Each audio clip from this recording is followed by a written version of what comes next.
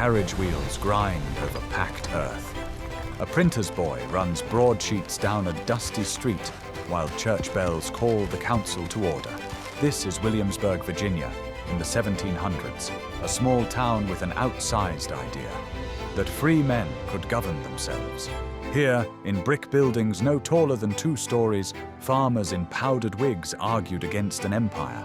Here, a slave lit a candle for a student who would one day declare all men equal. This is the place where America rehearsed its revolution before it fired a single shot. Williamsburg did not grow from trade or geography. It was invented by politics. In 1699, Virginia's Colonial Assembly decided to move the capital from swampy, mosquito-plagued Jamestown to Middle Plantation, a healthier inland ridge. They renamed it after King William III and laid out a single grand avenue 1 mile long. The Duke of Gloucester Street connected the College of William and Mary at the west end to the new capital at the east. Shops, taverns, and houses filled in between. No wall, no fortress, just a street, a plan, and the conviction that a capital could be made to order. The capital was the heart of the city, and in its chambers, the seeds of American independence were sown. The House of Burgesses met here from 1705. Elected representatives debated taxes, defense, and rights, a practice unique in the British Empire's colonies. By the 1760s, those debates had turned sharp. Patrick Henry delivered his bold resolutions against the Stamp Act here. Thomas Jefferson, then a young law student, listened from the gallery and later called the experience electric. George Washington arrived as a Burgess from the frontier, quiet but firm. When the royal governor dissolved the assembly in 1769 for protesting British taxation, the members simply reconvened across the street at the Raleigh Tavern. The revolution, in other words, did not start in Philadelphia. It started over ale in a tavern in Williamsburg. The Raleigh Tavern became Williamsburg's shadow parliament. Its Apollo Room witnessed some of the most consequential conversations in American history. Burgesses, merchants, and planters drank, argued, and drafted associations to boycott British goods. There were no microphones and no minutes, but there were commitments that would bind colonies together in resistance. The tavern was politics without permission, a place where power could not bang a gavel and silence a room. At the other end of Duke of Gloucester Street stood the College of William and Mary, founded in 1693, the second oldest college in British America. The Wren building, its central structure, still stands, the oldest continuously used academic building in the United States. Here, Jefferson studied law, James Monroe sat in lecture halls, and a generation of Virginia leaders learned to read classics and question authority in the same breath. The college was more than a school, it was the intellectual engine of the colony. Its professors debated natural law, its library held Locke and Montesquieu, and its graduates carried the vocabulary of liberty into courts, pulpits, and eventually into revolution. If the capital represented the people's ambition, the governor's palace represented the crown's authority. Completed in 1722, it was a statement of imperial power, translated into brick and garden. Its great hall displayed walls of muskets and swords arranged in geometric patterns, a daily reminder that British rule rested on force. The governor hosted balls, dinners, and receptions where colonists in silk bowed before portraits of a distant king. The gardens stretched behind the palace in formal symmetry, mirroring the order London expected from its colony. But as the century wore on, the palace grew tense. Governors arrived expecting obedience. They found citizens fluent in their rights. Williamsburg's life unfolded along a single street. The Duke of Gloucester Street was wide enough for carriages and busy enough for crowds. Printers set type by hand and pushed political essays into public view. Blacksmiths shoed horses and forged hinges.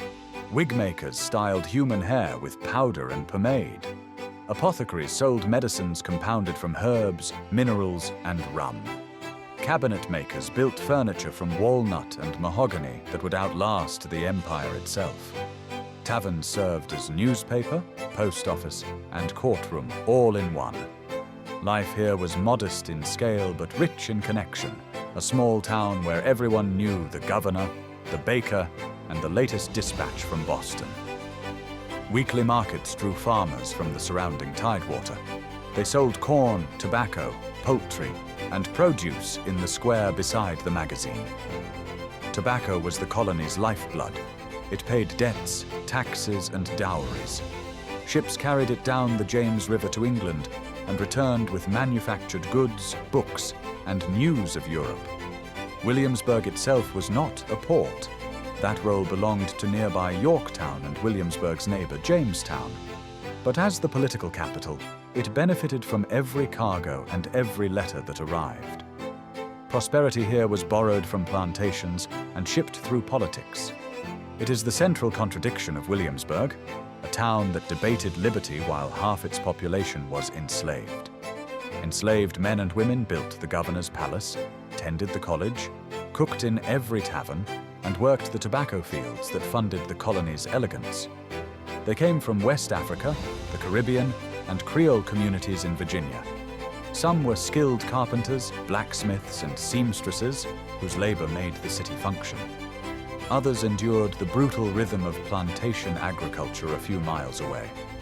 Their presence was not incidental. It was structural.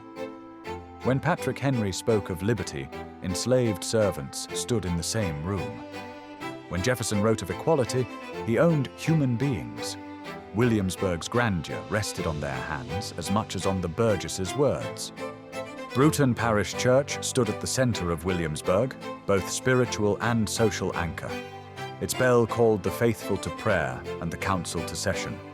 Ministers preached loyalty and morality, but some began to question the morality of slavery itself. By the 1770s, Baptist and Methodist preachers attracted enslaved and poor white converts with a message of spiritual equality that unsettled the gentry. Religion in Williamsburg was not separate from politics. It was the conscience that politics tried to ignore. The magazine, a brick octagon near the center of town, held the colony's gunpowder and weapons. In 1775, Royal Governor Lord Dunmore ordered British Marines to remove the powder, a move colonists saw as disarmament. The powder alarm, as it was called, galvanized resistance across Virginia. Militia companies formed. Riders carried news to neighboring counties. The revolution in Virginia began not with a battle, but with a theft of powder from a small brick building. Williamsburg became a mobilization point, drilling militia, training soldiers, and organizing supply. By 1776, the city that had argued for rights was now preparing to defend them by arms. In June 1776, Virginia's convention in Williamsburg instructed its delegates to the Continental Congress to propose independence. Jefferson, sitting in Philadelphia, drafted the declaration. The words he wrote had been rehearsed in Williamsburg's taverns, classrooms, and courtrooms for a decade. Yet even as the colony became a state, its capital was already slipping away. The war exposed Williamsburg's vulnerability to British raids from the Chesapeake. In 1780, Governor Jefferson moved the capital inland to Richmond. Williamsburg's political life ended almost overnight. The capital fell silent. The governor's palace burned. The taverns quieted. The town that had birthed a revolution was left behind by it. For nearly 150 years, Williamsburg slept. It became a quiet county seat, its grand buildings aging into ordinariness. Then, in 1926, a local minister named W.A.R. Goodwin convinced John D. Rockefeller Jr. to fund a restoration. Brick by brick, the colonial capital was rebuilt, not as a ruin, but as a living museum. The capital rose again. The palace was reconstructed. The taverns reopened with costumed interpreters. Williamsburg was reborn, not as a capital of politics, but as a capital of memory. Williamsburg proved that ideas need a place.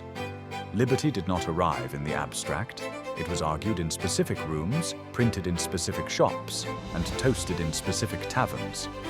The city showed that revolution can begin with conversation, not cannon. And it reminds us that every capital of freedom carries a contradiction it must eventually face.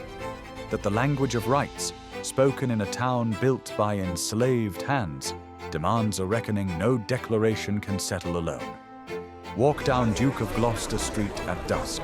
You can still hear the press creak, the horse's hoof on packed earth, the bell of Bruton Church.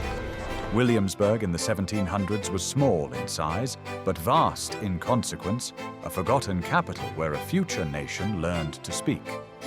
To stand here is to understand that America did not begin with a flag, but with a conversation that refused to end.